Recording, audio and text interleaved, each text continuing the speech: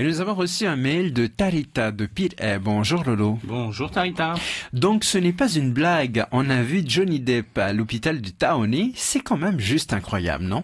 Incroyable en effet qu'un des acteurs les plus célèbres, les plus doués de sa génération s'invite à l'hôpital. Celui qui a été star depuis l'adolescence dans des films d'horreur, qui a été dirigé par les plus grands metteurs en scène, Jim Jarmusch, Emir Kusturica, Tim Burton, Oliver Stone, qui a partagé l'affiche avec des légendes comme Marlon Brando dans Don Juan de Marco ou Al Pacino, mais qui évidemment a boosté sa popularité mondiale avec son rôle de Jack Sparrow dans la saga de Pirates des Caraïbes, et bien au Fénois. Sa présence avait été annoncée quand il est arrivé pour quelques vacances au Brando, cet hôtel de luxe isolé dont on connaît systématiquement la liste des VIP, mais on imaginait qu'il allait, comme Tom Hanks, Bruce Springsteen avant lui, se contenter de son séjour à Tetiaroa ou d'une petite balade à vélo isolée.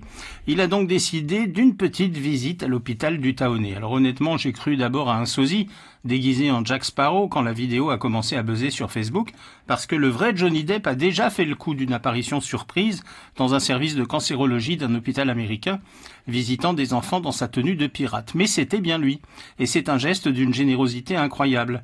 L'incrédulité, c'est justement le sentiment qui ressort, comme cet enfant hospitalisé qui n'en croit pas ses yeux que Jack Sparrow soit devant lui à lui tendre un cadeau. Impressionnant le pirate avec ses yeux maquillés de noir et sa tenue pour un petit bout de chou. Et donc voilà une star hollywoodienne qui voyage avec son costume de pirate lors de ses déplacements et qui, en plus de cette générosité extrême, fait preuve d'une humilité exemplaire en se pliant à de très nombreuses séances de selfies qui, là aussi, n'ont pas tardé à se retrouver sur les réseaux sociaux.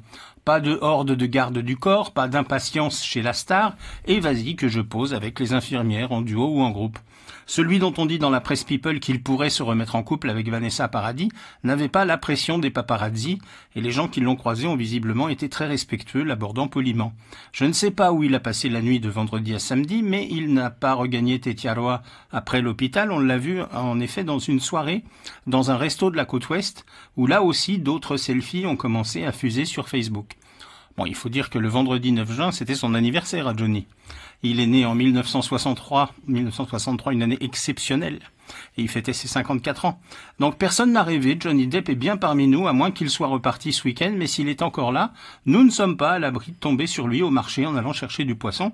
D'ailleurs, cette chronique peut s'arrêter à tout moment s'il fait une apparition dans nos studios. Je guette d'un œil la régie. Ah oui, il est là.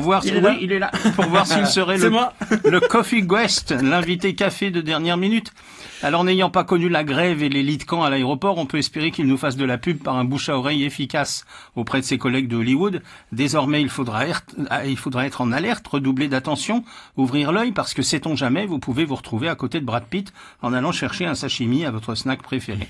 En tout cas, voilà, vous n'avez pas rêvé, Johnny Depp était parmi nous, telle une apparition divine. Oh yes, my lord.